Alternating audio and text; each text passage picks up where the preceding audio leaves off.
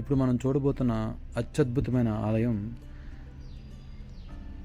ప్రకాశం జిల్లాలోని అద్దంకి పట్టణానికి దగ్గరగా ఉండే మణికేశ్వర గ్రామంలో కొలువైనటువంటి శ్రీ గంగా భ్రమరాంబ సమేత మల్లికార్జున స్వామి వారి ఆలయం. ఈ ఆలయం యొక్క విశిష్టత ఏమిటంటే కప్ప ఆకారంలో ఉండే శివలింగం మరెక్కడా లేదు. అలాగే దక్షిణ కాశీలు యందు మణికేశ్వరం వేరని ఎన్నో దక్షిణ కాశీలు మన తెలుగు రాష్ట్రాల్లో ఉన్న ఈ మణికేశ్వరంలో ఉండే శివలింగం వల్ల ఈ దక్షిణ కాశీ చాలా ప్రసిద్ధి చెందిందని క్షేత్రం యొక్క పురాణం. ఈ మణికేశ్వరం ఆలయాన్ని దక్షిణ కాశీ మరియు చిన్న కాశీ అని చెప్పి ఈ చుట్టుపక్కల వాళ్ళు ప్రకాశం జిల్లాలో అటువంటి ప్రజానికం అందరూ కూడాను కాశీ అంటే ఖచ్చితంగా మణికేశ్వరం అని చెప్తారు. అద్దంకి హైదరాబాద్ రూట్లో బొడ్డువానిపాలెం గ్రామం దాటినాక అద్దంకి పట్టణానికి దగ్గరగా ఎడమ వైపున 4 కిలోమీటర్ల లోపలికి వెళ్తే ఈ ఆలయం వస్తుంది. గుండ్లకమ్మ నదికి ఆనుకొని ఉండే ఈ ఆలయం ఎంతో సుందర ప్రశాంత వాతావరణంలో కొలువై ఉంటుంది. ఒంగోలు పట్టణానికి 30 కిలోమీటర్ల దూరంలో, అద్దంకి పట్టణానికి 6 కిలోమీటర్ల దూరంలో మరియు మేదరమెట్లకి 5 కిలోమీటర్ల దూరంలో ఈ ఆలయం ఉంటుంది. వెళ్ళే రహదారి అంతా కూడాను హైవే మీద ఉంటుంది. ఒక్క 4 కిలోమీటర్లు మాత్రం మనకి మట్టి రోడ్డు వస్తుంది. ఆ ప్రత్యేకత ఏమిటంటే అద్దంకి మండలంలో మణికేశ్వరం చిన్న కాశీగా ఖ్యాతికెక్కడమే కాక కాశీలో పోలిన విధంగా మణికేశ్వరంలోని దేవాలయం ఉంటుంది.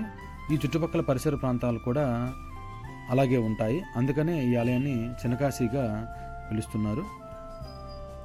అయితే కార్తీక మాసం సందర్భంగా మణికేశ్వరంలోని మల్లేశ్వర స్వామి దేవాలయంలో విశేషమైన పూజలు జరుగుతాయి.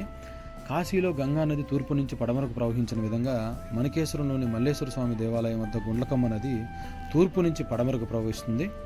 అలాగే కాశీలో దేవాలయం ముందు శ్మశానం ఉన్న విధంగానే మణికేశ్వరంలోని దేవాలయం ముందే శ్మశానం ఉంటుంది.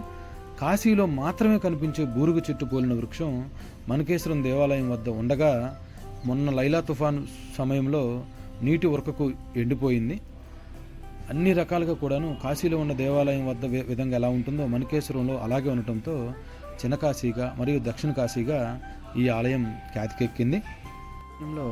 మనం ముందుగా ఆలయంలోకి అడుగుపెట్టే ముందు మెట్ల మార్గంలో మనం దిగగానే మనకి ఎంతో పురాతన కాలం నాటి నాగశిలలు మనకి కనపడతాయి. పురాతనమైన రాతి బొమ్మల మీద ఇవి చెక్కబడి ఉంటాయి. అలాగే పక్కనే ఉన్నటువంటి స్వామివారిని మనం దర్శించుకున్న తర్వాత ఆలయం లోపలికి అడుగు పెట్టేటప్పుడు మనకి చుట్టూ కూడాను రక్షణ చేయటానికి అనువుగా చుట్టూ కూడాను మనకి విశాలమైన ప్రాంగణం చాలా అద్భుతంగా పక్కనే ఉన్న నదిని చూస్తూ మనం ఆహ్లాదంగా ప్రదక్షిణలు స్వామివారిని తలుచుకుంటూ మనం పూర్తి చేయవచ్చు.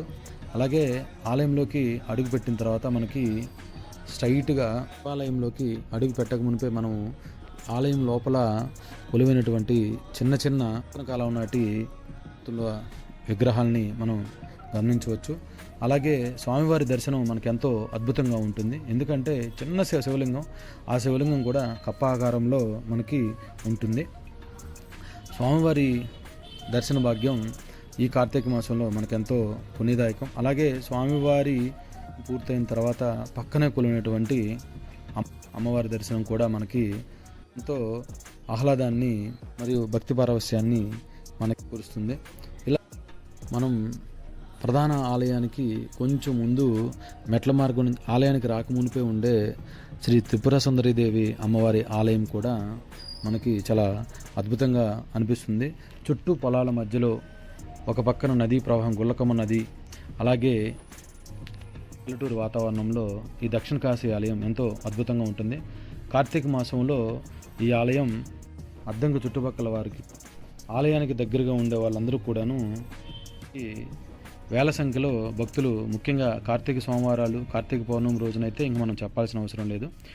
ఎంతో పురాతన విశిష్టత కలిగిన ఈ ఆలయాన్ని తప్పక మీరు అద్దంకి పరిసర ప్రాంతాలకు వచ్చినప్పుడు తప్పక దర్శించండి. మీకు ఖచ్చితంగా దర్శిస్తే ఎంతో భక్తి పారవస్యానికి లోనవుతారనేది ఈ ఆలయం చూసిన తర్వాత మీరే చెప్పుకుంటారు.